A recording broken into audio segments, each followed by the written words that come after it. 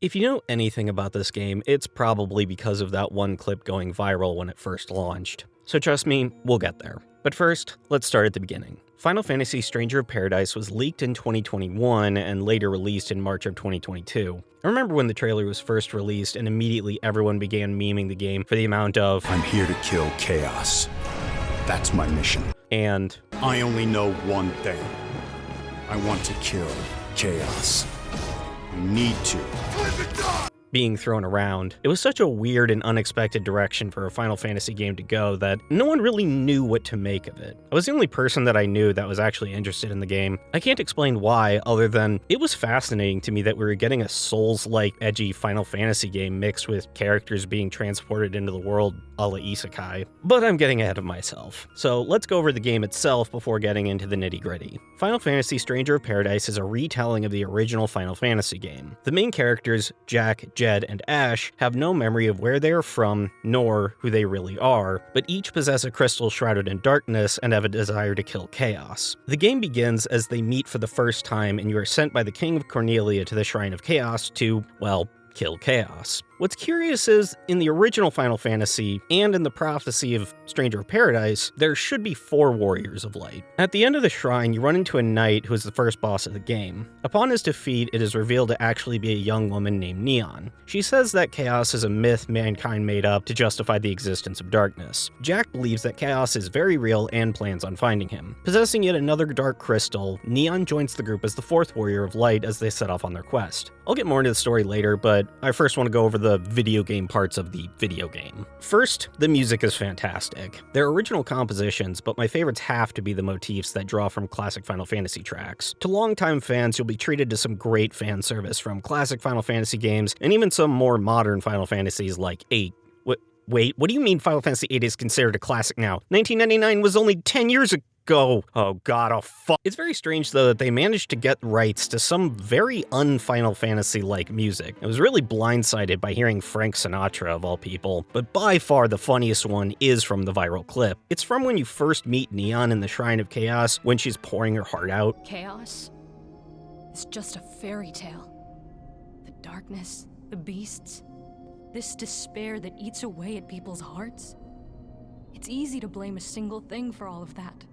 It gives people hope to think the world can be saved with a single heroic deed, even if it's never that simple.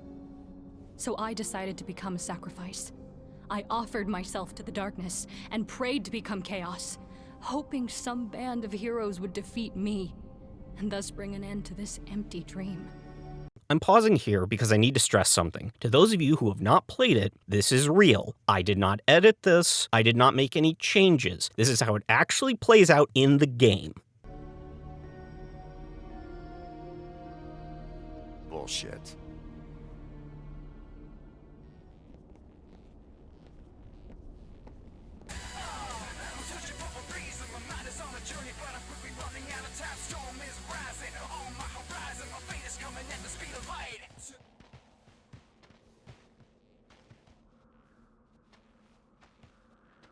He's out there. I can feel him.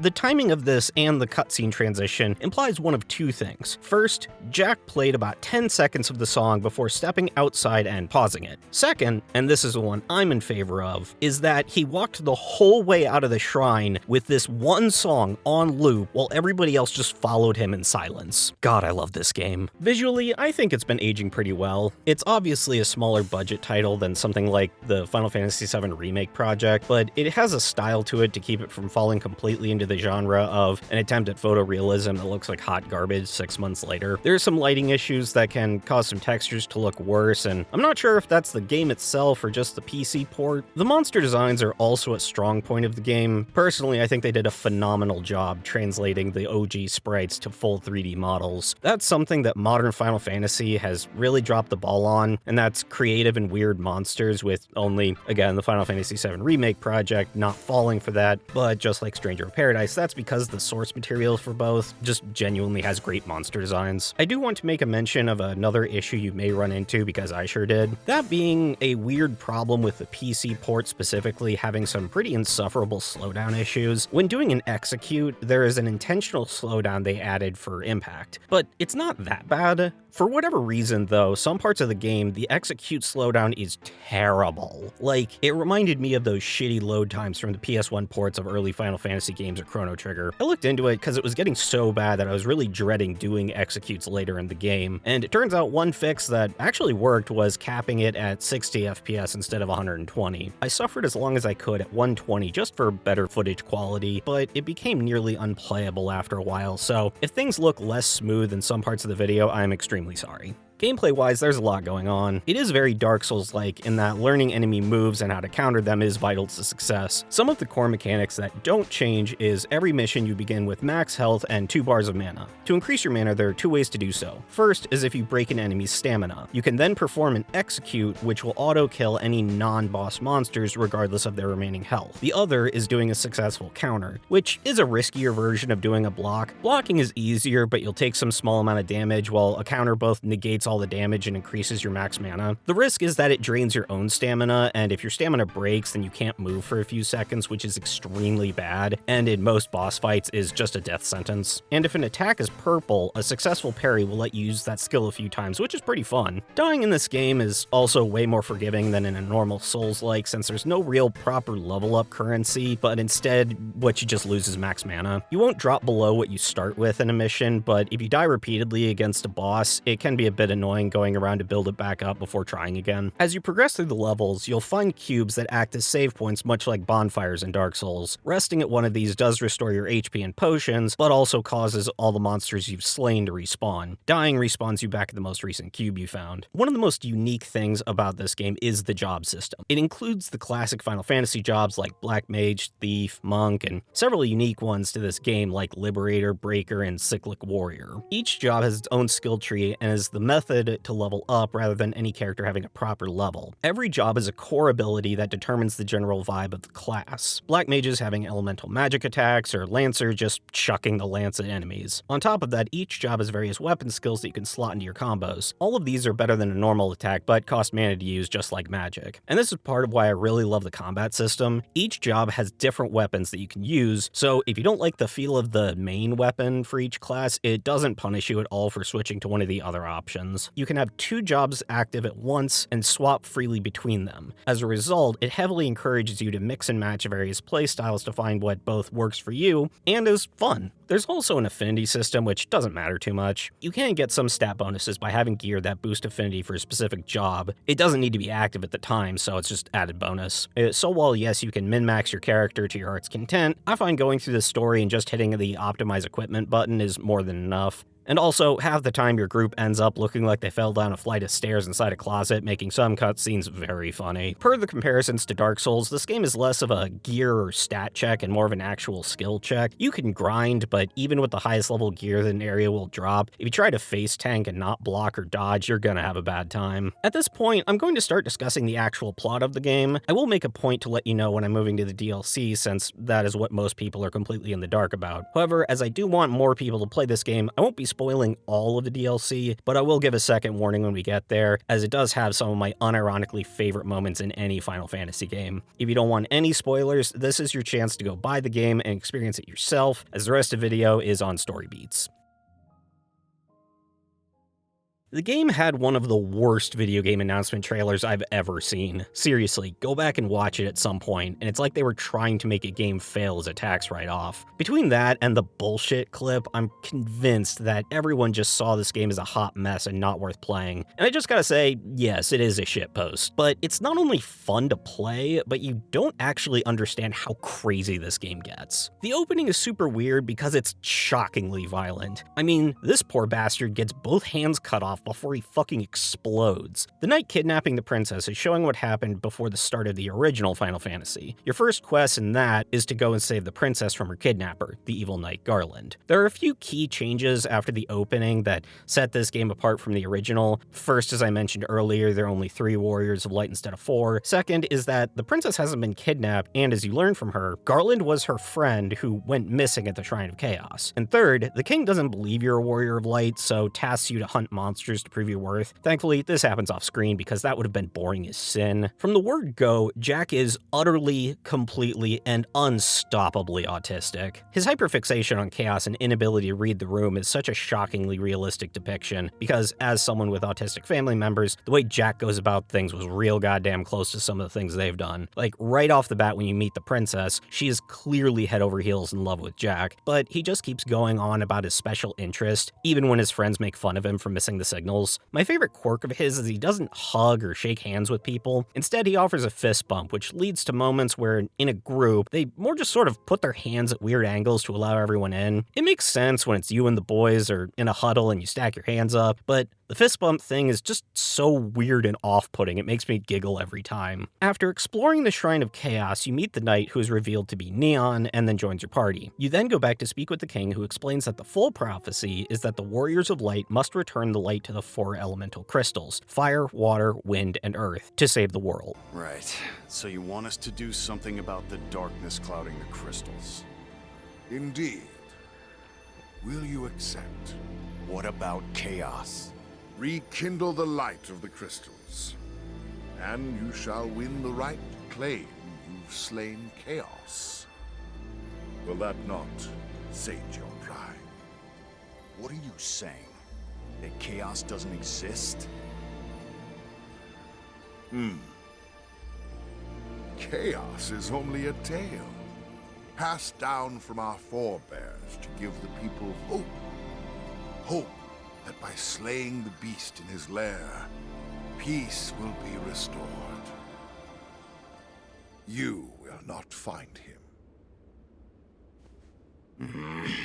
You cannot tell me that this isn't autism coded. But the king explains that chaos isn't real, and just like what Neon said, is what people created as a myth so that they could hold on to the hope that by killing the one person, the world could be saved. And so that if the Warriors of Light restore light to the crystals, they can then claim to have killed chaos. You're sent to a nearby town to get information from the mayor on the crystals' locations, only for the mood of the town to be tense. A child throws a rock at the group, saying that's for his dad. Jack then makes a move that I can only describe as getting ready to beat the shit out of a child, before Neon stops him. What happened to him? King commanded him to set sail for the crystals, and he never came back! You're blaming the wrong people, kid. The king might have given your father the orders, but it was chaos that did the deed. Yeah, but... Hey, we're here to make sure that never happens again. For all the kids like you who have lost someone. For all of Cornelia. Say something, Jack. Where's Mayor Sohn? he's dead too. I don't know why, but the kid's delivery kills me every single time. The pirate captain BK is the one keeping the town safe, so Jack and co make their way to his lair. He lives in a glowing coral cave because he's just that extra.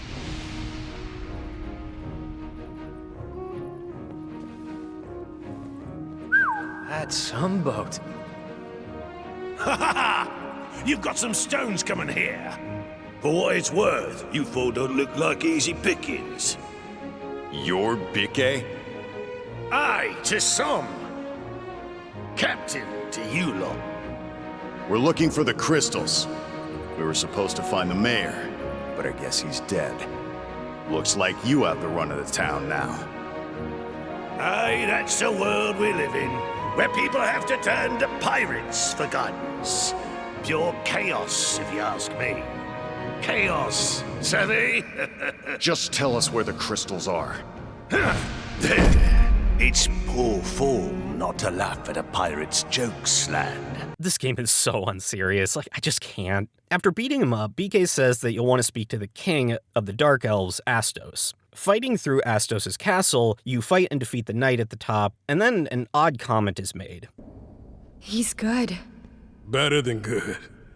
Only Jack can fight like that. Glad to see he's back. Took long enough. What? It comes across just more as awkward dialogue in an already bizarre game, but I want you to remember this for later. Astos greets you in all of his elven twink glory. Bravo, Jack. And a round of applause for Jed, Ash. And Neon, of course. You know who we are? I'm a dark elf, you see. And we dark elves... Just tell us about the crystals. That's all I want to know. Jack is so goddamn funny, man. I know the director of the game said this is supposed to be a dark and serious story, but Jack cutting off what was clearly going to be a lore dump is just perfection. Astos then opens a strange hologram-like map of the world before directing you towards the location of the wind crystal. Jack then asks Astos if he did, in fact, make a deal with Chaos. Just one. Is it true you made a deal with Chaos? No, but you will. Chaos, darkness given form, given purpose. By its hand were the crystals extinguished, and only by its hand can they be restored. Of course, a deal with a monster commands a high price. Your very lives may be required as tender.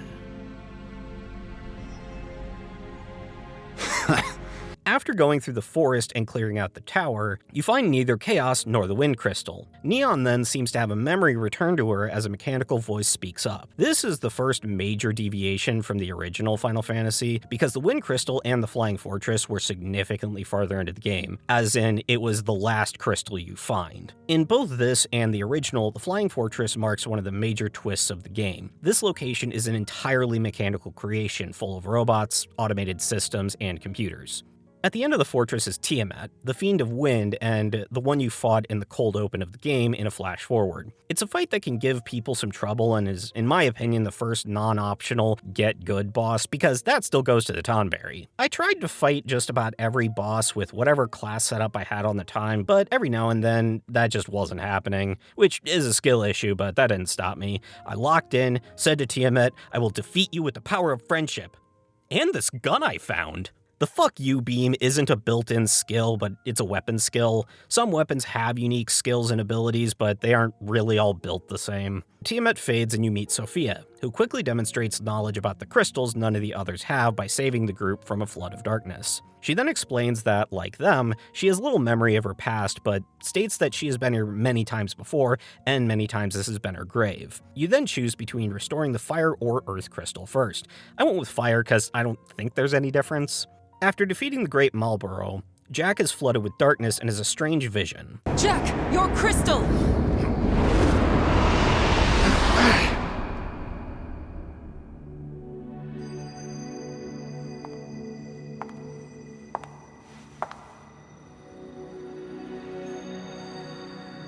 Your memories will be stored in this device. Be sure to bring it back. Hurry, Jack! Honestly, even having played the original, I really liked the spin they put on the twist so that I just still didn't quite know where they were going with it. After beating the next fiend, once again black smoke envelops the party and they find themselves back with Astos, who explains a bit about the smoke. There you are. You really should be careful of that mist. It could drag you into the past. Or worse, turn you into a monster. Really? You don't say.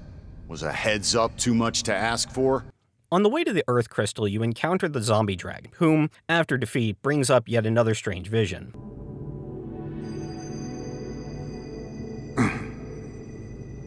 Pleased to meet you.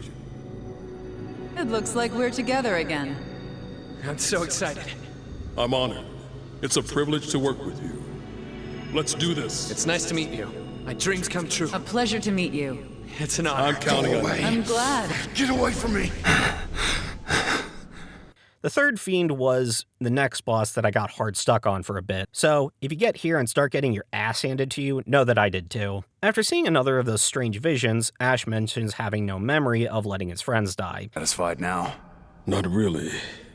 I can't even remember the friends that died under my watch. And in an oddly human moment, Jack comforts him. But then the scene just sort of ends. This happens a lot, and I honestly cannot figure out why they built the game like this. Keeping Astos from monologuing, again, he explains that the pirates aren't happy that the water crystal has been saved for last, believing that Jack and co. are attempting to undercut them as the seas are still too difficult to sail. Astos says he'll buy time for you to go fix the water crystal. The next boss is the first instance of a robot outside of the flying fortress. But as soon as you defeat it, Jack attempts to stop the darkness but is jumped by Jed, causing them both to get swallowed up. This brings up a memory for both of them having met before losing their memories.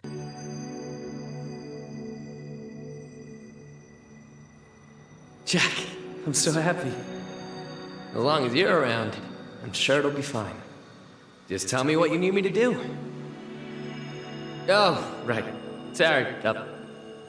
Shut up. Jack then tosses Jed aside, and while I was trying to think of why not a single one of them went, Jed, what the fuck? Jack then offers him a fist bump, because of course he does. The final fiend is the most difficult of the four, as you'd expect. Took a few tries for me, but like most enemies in the game, he's pretty weak to getting shot in the face. Afterwards, you get another cutscene.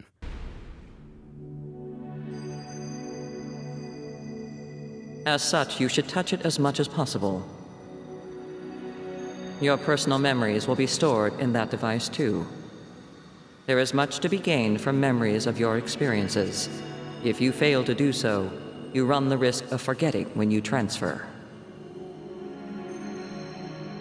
I don't care. It's not worth remembering. Don't say that. You are nothing if not the sum of your memories.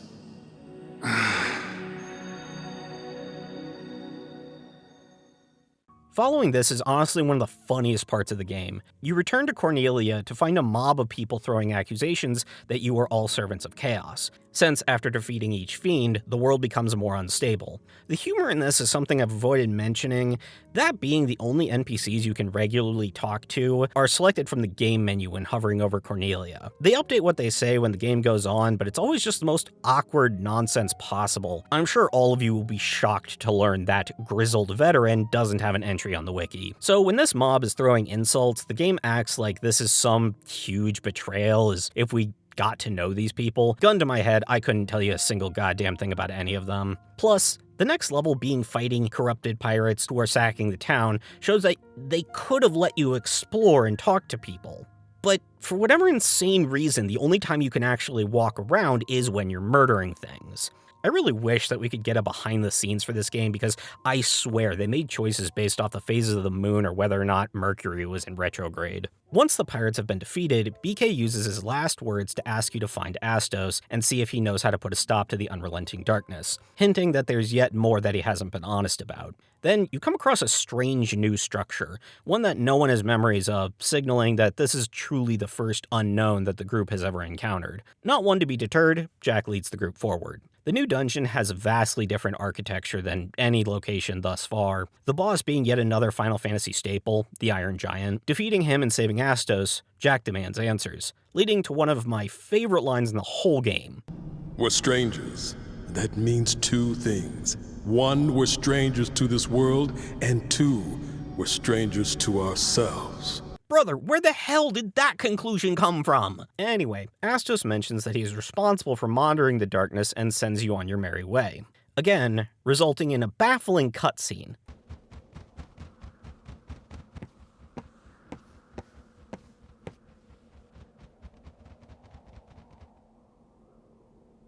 That way?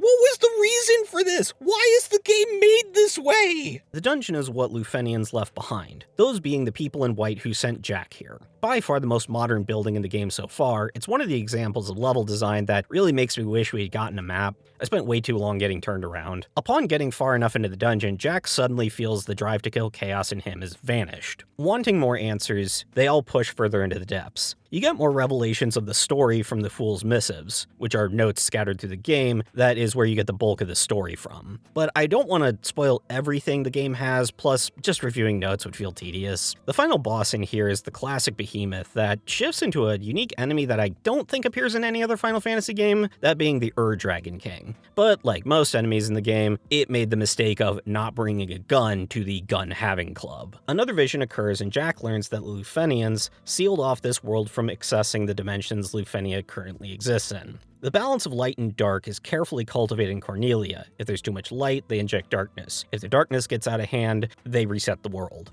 Quick aside, some of you may have noticed that I didn't say why the Lufenians were doing this, and there's a very good reason for that. I don't think the game ever actually tells you. I've seen people debate that it's the dimensional travel that creates the darkness as a byproduct and this is their dumping ground, but I couldn't find any evidence of that in the game. I think the implication is that they're doing evil experiments for the love of the game, which, in my opinion, is the most in line with the overall philosophy of this game. The next twist is something that anyone who's played the original Final Fantasy would already know, as it's probably the biggest twist of that game. That being the entire world keeps looping every 2,000 years. But the reason in the original is because Chaos wants to become immortal, not the Lufenians using this world as an experiment. The next area is a nod to the floating continent level from Final Fantasy VI, complete with warring triad statues, but it's just fan service, doesn't actually matter to the plot. Confronting Astos here is honestly one of the few parts of the game that's oddly well written. If the rest of the game was this quality, then I wouldn't even consider it to be a shitpost game. But after demanding from Jack to know who he is to him and getting nowhere, you then have to fight and kill Astos. As you strike the final blow,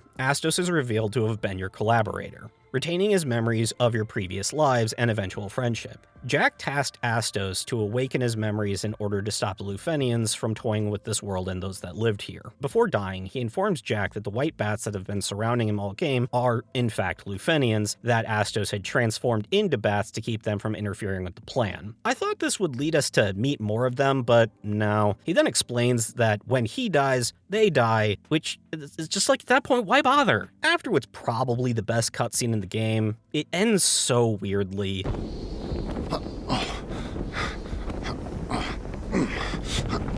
God, this game makes me feel like I'm off my meds. Returning to Cornelia, darkness has begun to infest everything, transforming people into monsters who kill those who aren't turning. Fighting your way back to the castle, you discover the bodies of the king and queen outside, leading to one of the most autistic, not reading the room moments in not just this game, but in any game I've ever played. The king, queen, and minister have gone outside to try and restore order. Have you seen them? Are they okay? Nope. Sorry to disappoint. I love God's most autistic soldier. He then caps this off by gut-punching the princess so hard that it knocks her out, somehow, and leaves the others to protect the princess while he goes on a murder spree. Once you reach the gates and the rest have caught up, Jack makes the baffling decision to just leave them alone and walk outside the city, and I'm sure you're all going to be shocked at the upcoming plot twist. They hear a scream, he runs back, and the princess has been killed. In her dying moments, the princess triggers Jack's memory again, and he remembers how they had fallen in love during the previous cycle. In that timeline, before he headed out to confront Chaos, the princess asked Jack a question that confirms what you probably have already figured out to be from spoilers, being around during the press tour, before the game came out, or just taking a stab in the dark. I never asked your name. It's Jack. Stop. I meant your last name. Oh, Garland. My name's Jack Garland. Garland in the original is a knight who becomes Chaos as a part of the time loop to try and become a god. So this whole time, Jack and co. were chasing after none other than Jack himself. In another memory, Jack learns that it was all part of his plan. Chaos can only appear when darkness has taken hold of a person, and Chaos is the only one who can stop the Lufenians. Your companions all then turn on Jack, telling him to give into his emotions, let the darkness take hold, and they force Jack to kill them one by one. In one of the most brutal segments, you do just have to absolutely murder the shit out of your friends, having flashbacks to previous conversations you had with each of them. Then, right as I was about to say the scene worked really well, he then sadly puts his fist up for a fist bump towards the corpses of his friends before screaming and getting consumed by darkness. I swear, this game is just so funny every single time.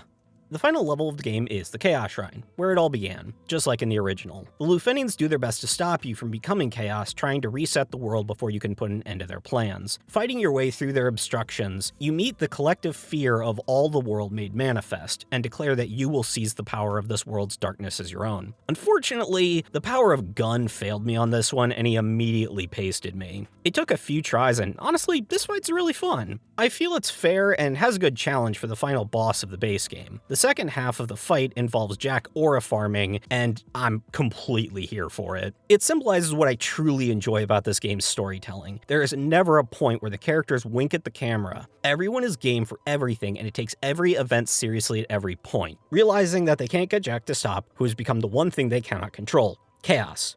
Get it? See what they did there? You see, the joke about chaos is and break the connection between their worlds. Jack vows to use the darkness to find a way to get to Lufenia and defeat them once and for all. He then reveals the true twist of this game. It's not a retelling of Final Fantasy I, it's a prequel. He becomes Garland, his friends become the Four Fiends, and all of this is to blanket the world in darkness, causing new Warriors of Light to appear, ones that are Cornelian natives and not Lufenian agents. The opening cutscene of the game was Jack kidnapping the princess, and the act that kicks off the original. Is it dumb? Yeah, kinda. But I also love it. This game ends as the Warrior of Light enters his throne room and prepares to take Garland down. This is where the base game ends, and is where I know almost everyone who played the game stopped and never went back. I know this because the first DLC is the only one of the three with anything remotely resembling a finished wiki entry. But that's not the best part. That wiki doesn't even include the ending for the first DLC! So many people never even finished it, and that's both funny and kinda sad to me. I'm going to start going over the DLC now, but before the story, I'll just set up what they're like so you'll know if it's interesting to you or not. I won't cover it in super high detail because, again, there are some fan service moments that are just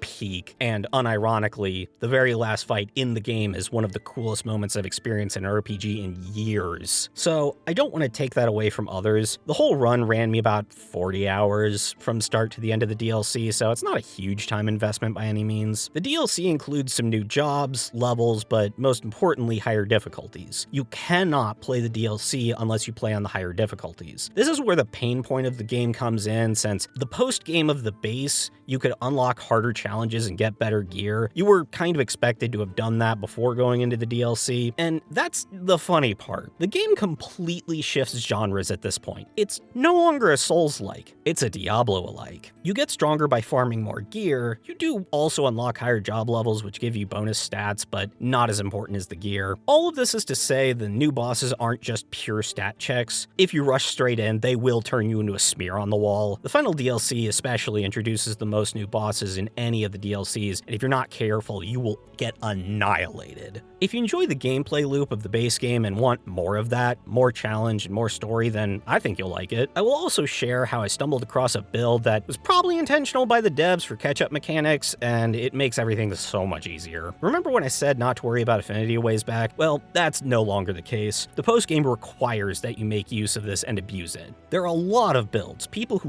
really love the challenge of this game have put together some crazy speedrun builds. But there's one that allows you to clear the content without much effort. That is the Night Jobs affinity. When you get to 400%, if you're in your chaos state, you take no damage. This is normally limited on how much mana you have because it continually drains it, but if you enter a level in extra mode, you are in the chaos state the whole time, meaning you cannot die. Combine that with attacks that do a lot of stamina damage and you can plow through levels pretty quick. The first few runs will be the longest, but it doesn't take that long. What I suggest you do is unlock the highest level of map that you can and then run through it with this build. You'll quickly go from the base game's lower level gear to near the end of the DLCs. I did get a lot of help from a guy that I found on Reddit that I'll post in the description.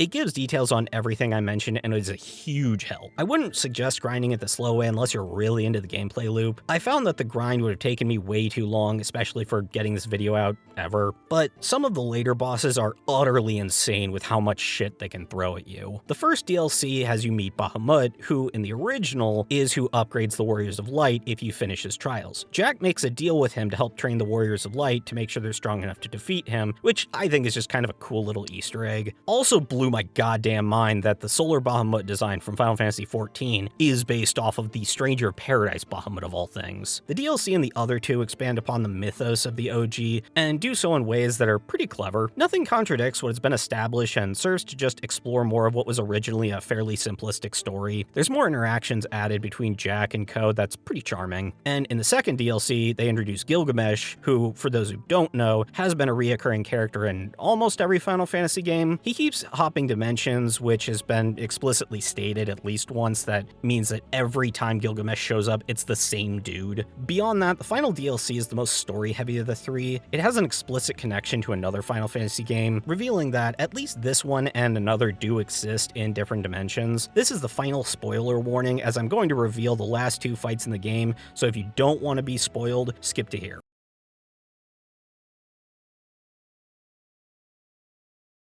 The Lufenians summon the fucking Emperor from Final Fantasy II. Like, it's not a reference. It's the same guy. That was such a cool drop for old heads, and is honestly one of the main reasons why I know most people never played the DLC. I've not seen a single person talk about it. That's not the best one, though. The best one is after you beat him and you defeat the Lufenians, a single new quest pops up at the Chaos Shrine. It's the last quest in the game. It shows the Warriors of Light approaching Jack. The scene plays out exactly as it had in the beginning of the Bahamut DLC, but when the cutscene ends and the fight begins, you are controlling the Warrior of Light. Unironically, one of the coolest switch-ups in any game I've played. You have whatever build Jack was using, and the fight is crazy. After you beat him, the game implies that this is when the game fully connects to the original. I love this part to pieces, and it's just a shame that it was hidden so far into a game most people didn't bother even playing. All of this is cool and all, but again, it doesn't really change much. It's mostly just a fun nod to the games, and I don't think there's anything wrong with the multiverse stuff as long as it's not the focus.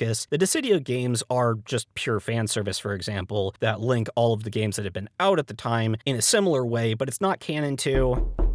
Hang on, my roommate needs something. What? Okay, he just gave me a piece of paper while grinning ear to ear. Dude's weird, but I'll humor him. Final Fantasy Remake, extra bosses, yeah, we knew that. Wait, Dawn of Souls version? It's the first I've heard of it. Labyrinth of Time. Hold up, why are there bosses from World A, World B? What do you mean every game is officially connected to Dissidia's canon? Are you fucking kidding me?